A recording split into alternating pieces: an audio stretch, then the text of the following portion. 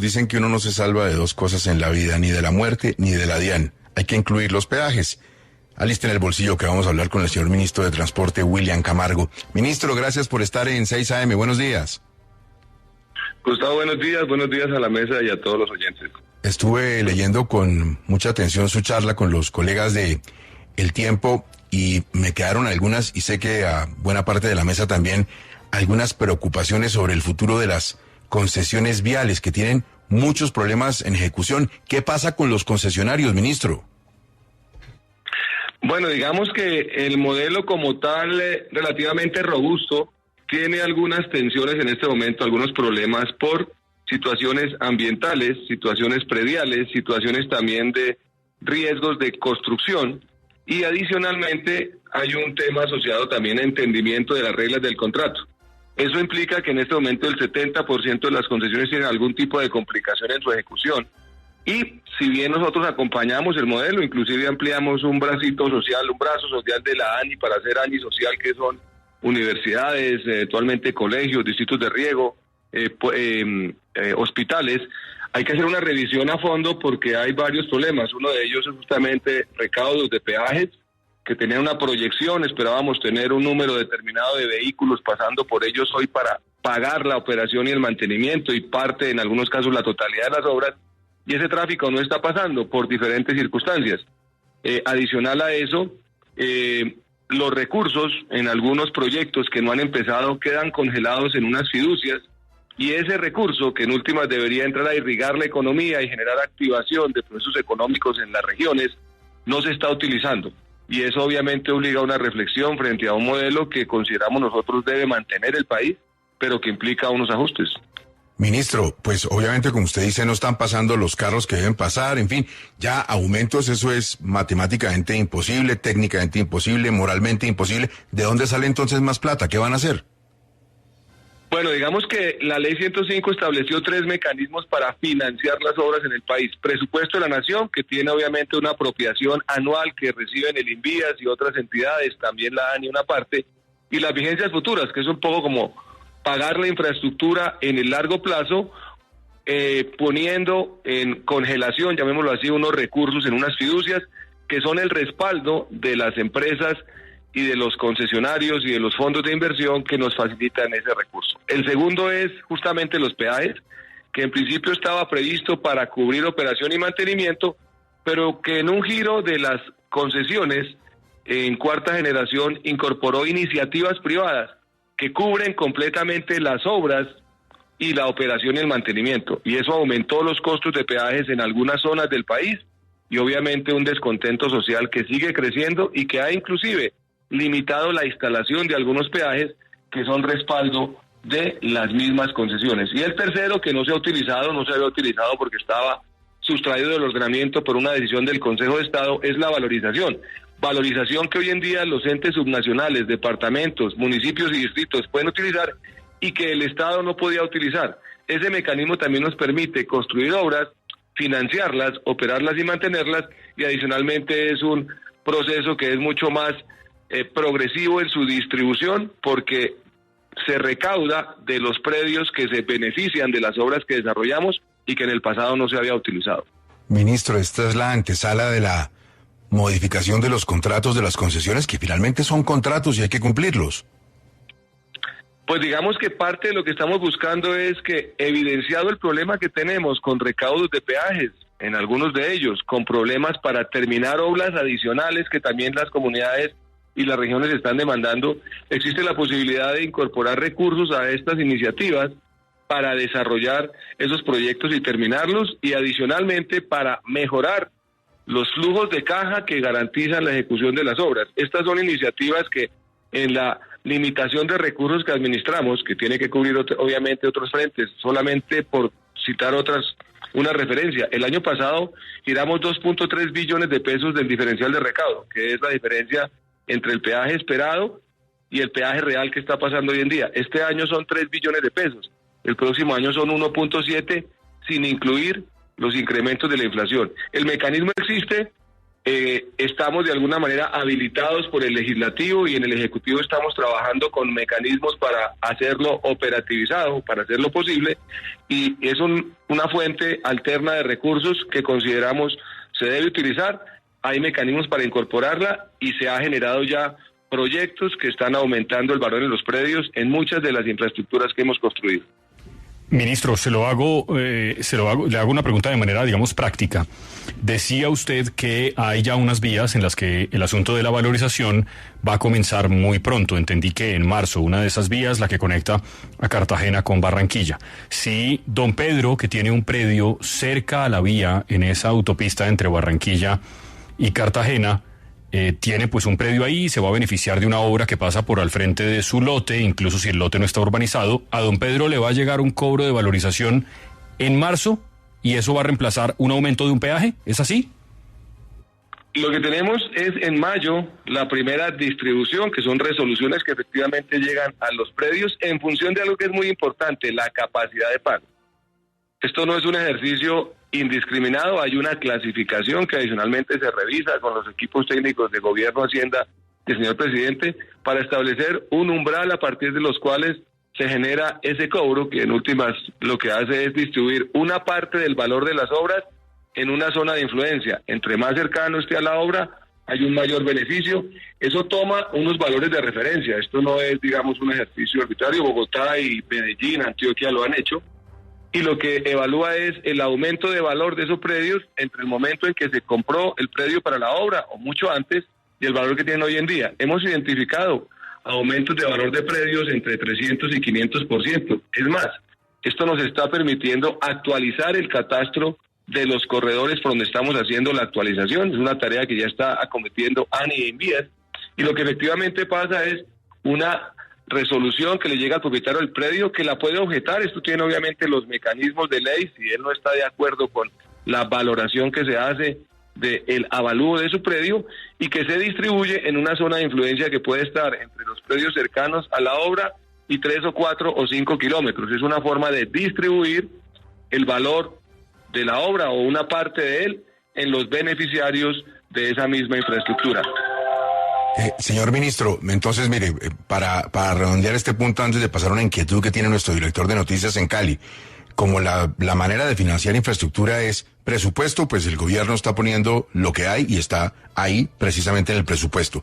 Valorización que usted nos acaba de explicar y que va a tener unas modificaciones. Yo descarté el aumento de peajes. ¿Podría aumentarse el peaje? Pues parte de lo que buscamos es que dado el impacto en algunas zonas, justamente porque los valores estaban incorporando, por ejemplo, obras o porque hay unas unidades funcionales más robustas, el valor del aumento era muy alto. Esto podría modular ese tipo de aumentos y obviamente disminuir el impacto sobre los usuarios de la vía, que son en últimas los que en los últimos años, en las vías nacionales, han pagado principalmente las obras y realmente hay unos beneficiados que no se han notificado de ese beneficio y no se lo han trasladado al Estado y eso relativamente es bastante regresivo. Darío, lo escucha el señor ministro de Transporte. Tiene usted una inquietud fundamental para nuestra querida gente del Valle del Cauca y de Cali. Pues Gustavo, señor ministro, muy buenos días. A propósito de concesiones, los gremios y las autoridades en el Valle, entre ellas la gobernación del departamento, han pedido que se prolongue la concesión del aeropuerto actualmente a cargo de Aerocali mientras se define el nuevo administrador a través de la vía licitación, porque dicen que no ven con buenos ojos que la Aerocivil asuma la administración del aeropuerto que sirve a Cali, que hay experiencia en el tema de la operación aérea, más no en el tema comercial. ¿Qué respuesta hay para esto? Pues digamos que es una tarea que tenemos con Aerocivil, que maneja actualmente 51 aeropuertos en el país. Esto obviamente reconoce una revisión del contrato de concesión, en qué momento está en esta circunstancia, y un tema también que estamos chequeando con Aerocivil, porque tienen ahora la reversión y retoma de Barranquilla. Entonces queremos revisar esa capacidad, mirar efectivamente el cronograma y no generar afectación al Valle del Cauca y a Cali. Lejos de nosotros que se genere una situación de esas, inicialmente consideramos que este es un vehículo idóneo, pero si podemos encontrar una salida más tranquilizadora con los gremios, no nos negamos a esa conversación, porque lo que menos queremos es una afectación o una percepción de falta de control sobre el aeropuerto. Ministro, quisiera preguntarle por un debate que hubo en el Congreso sobre la Comisión de Seguimiento a las Obras del Metro. Ayer la Sociedad Colombiana de Ingenieros dejó clarísimo sobre la mesa que el informe que ellos hicieron sobre el metro era más de recomendaciones y que en todo caso no aplicaba para obras que estuvieran en ejecución. Para el gobierno eso ya quedó zanjado, también lo entienden así. Ese informe no justificaría o no sirve para plantear la modificación de la primera línea del metro. Pues lo primero que debo señalar es que nosotros no conocemos en detalle los resultados finales. Hemos visto algunos flash de lo que el piloto que hicieron bajo algunos corredores ha identificado. Las discusiones frente a los contenidos técnicos corresponden a una conversación que en su momento dejamos abierta por instrucción del presidente y acuerdo con el alcalde Galán para un momento posterior cuando los documentos estuvieran finalizados. Y es parte de lo que nosotros estamos esperando que la ANI y el consultor, la Sociedad Colombiana de Ingenieros, nos entregue. En su momento se contrató una asesoría para identificar metodologías para desarrollar proyectos férreos en el país, habida cuenta de la diferencia de criterios y de variables que estaban incluyendo esas evaluaciones y que podrían inducir errores o subvaloraciones de beneficios o costos en estos proyectos. Es lo que esperamos que nos entreguen. En principio, cualquier documento técnico que recibimos las entidades del Estado pues debe tener una discusión que no limita su actuación a proyectos en curso o en ejecución, porque en la práctica nuestra finalidad siempre es que las inversiones del Estado tengan el mejor beneficio-costo para todos los usuarios, y mucho más en un proyecto como el metro que tiene fácilmente 150 años y que va a dejar algunas implicaciones ambientales, de movilidad y de renovación en el corredor que se interviene. Entonces, esa es una discusión que está todavía para nosotros en vigente. Estamos esperando los resultados finales y tener una sesión de trabajo con la alcaldía de Bogotá con el mayor detalle posible y también con el país para que conozca una metodología que nos evite errores en el pasado, porque aquí, vale decirlo, el principio de planeación se ha vulnerado varias veces. Ministro, en el decreto de reglamentación del presupuesto general de la Nación para este 2024, en la presentación que hizo su colega, el ministro de Hacienda, Ricardo Bonilla, reveló que se hizo una revisión detallada de todas las concesiones y de los proyectos que se están construyendo en el país, y se detectó que muchos de los recursos que gira el gobierno a estos concesionarios están en fiducia. Ministro, ¿cuánta plata hay en fiducia? ¿Cuántos proyectos se están revisando en estos momentos debido a esta situación, a esta orden que dio el propio presidente? Pues digamos que, solo por citar un ejemplo, hay un proyecto que es el proyecto de Mulalólogo Guerrero, ¿sí? Que tiene un laudo arbitral. Llevamos 4 o 5 años tratando de discutir si efectivamente había un eximente por un tema ambiental o no. Después de que se define que efectivamente eso no estaba sucediendo, el proyecto entra nuevamente en un litigio, y era un proyecto que este año iba a tener una adición o una vigencia futura de 420 millones de pesos, y tiene 1.6 billones de pesos congelados literalmente en la fiducia y no ha empezado. Hicieron una compra de predios, se hicieron unos estudios y diseños, las licencias ambientales, y el proyecto está parqueado. Hay otro proyecto como el de Bucaramanga-Pamplona, que se quedó en etapa de preoperativo, simplemente haciendo reparcheos y bacheos, y hubo una atención también con una licencia ambiental por una obligación que se le impuso al concesionario, y tampoco empezó su ejecución, y tiene 1.2 billones de pesos literalmente parqueados en las concesiones. Adicional a otros proyectos que tienen demoras en su ejecución y que van a empezar a generar desembolso de recursos en 2 y 3 años. Y todos los años se están colocando vigencias futuras como si el contrato hubiera empezado a tiempo. Esa es la discusión que queremos abrir, porque no tiene mucho sentido tener recursos en las fiducias congelados cuando el país está necesitando obras para dinamizar la economía, y obviamente el presupuesto está limitado en su ejecución, porque hemos tenido que pagar otros compromisos también del sector transporte, como el Fondo de Estabilización de Combustibles, que literalmente lo que toma es los recursos excedentarios de Ecopetrol y pagar un compromiso que se tiene con la misma empresa, y que no ha permitido ejecutar el presupuesto en las obras que la misma comunidad nos está pidiendo. Entonces ahí hay una congelación de recursos que no es saludable para la economía, que no es saludable tampoco para las concesiones, porque no tiene un incentivo para empezar la ejecución de obra, y que el país está necesitando, y consideramos que es pertinente dar la discusión y revisarlas. Ministro, ¿qué pasó finalmente con la solicitud de Emirates Airlines de operar en Colombia? ¿Perdón? ¿Qué pasó con la solicitud de la aerolínea Emirates Airlines de operar en Colombia? ¿Finalmente se va a aceptar que llegue al país?